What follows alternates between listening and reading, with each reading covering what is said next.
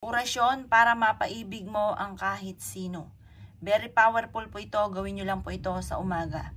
Ito po ay hindi biro. Kaya kailangan kapag ikay gumawa ng ganito, ay kayo po yung magpo-focus at kayo po ay desidito na kahit sino man ang tao na makakasalamuha mo ay mas magiging gagaan ang loob sa inyo.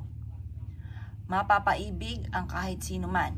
Imbis na kainisan ka, ay maaaring lalambot ang puso nila sa inyo.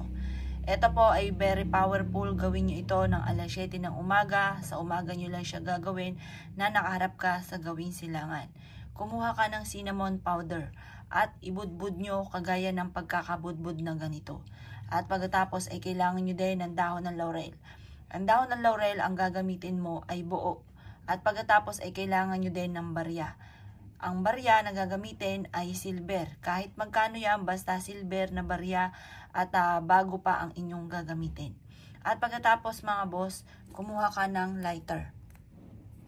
Ngayon, sasambitin nyo ng 3 beses ang inyong tunay na pangalan at ipilido dito. Halimbawa, Apple Pagyo, Apple Pagyo, Apple Pagyo. Lahat ng mga pangarap mo ay kaagad mong makakamtan. Kung sino man ang inyong makakasalamuha ay mapapaibig sa iyo or gagaan ang kalooban. Ganon mga bossing. At pagkatapos mga bossing ko ay sunugin nyo po ito.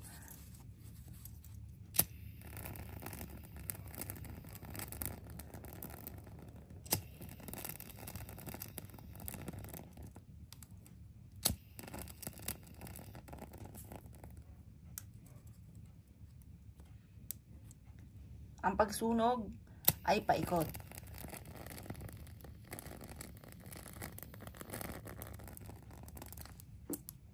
Pagtapos na po kayo, ganyan lamang ang pagsunog. Ito naman ang ating barya. Ito ay ibibilad nyo sa liwanag ng sinag ng araw.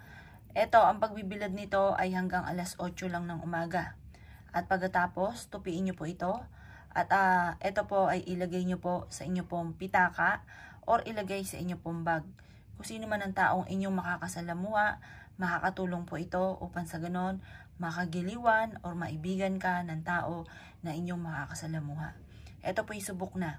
Imbis na mainis sa yung tao, magugustuhan ka niya at yan po ay maaaring maging ka-close mo at makatulong sa inyong mga ninanais. Subukan nyo po ito, pero gawin nyo po ito sa mga tamang pamamaraan lamang.